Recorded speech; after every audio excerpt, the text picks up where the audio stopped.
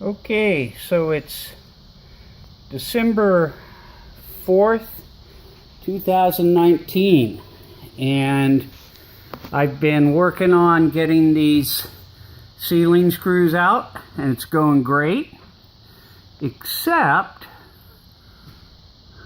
when this happens. You strip ahead.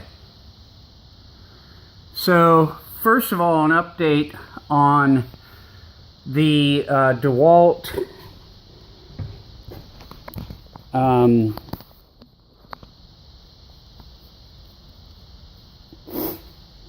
crap, I can't forget bits that I've been using.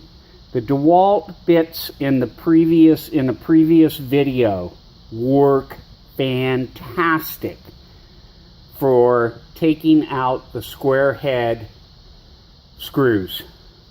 And when they don't work fantastic, these grab it, speed out ones do. And the way this works is that everything you do with your drill, you do in reverse. You first take that end and you drill out the head of the screw.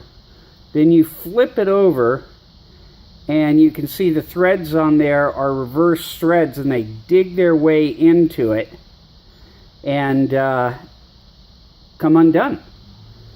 And it was slicker than snot.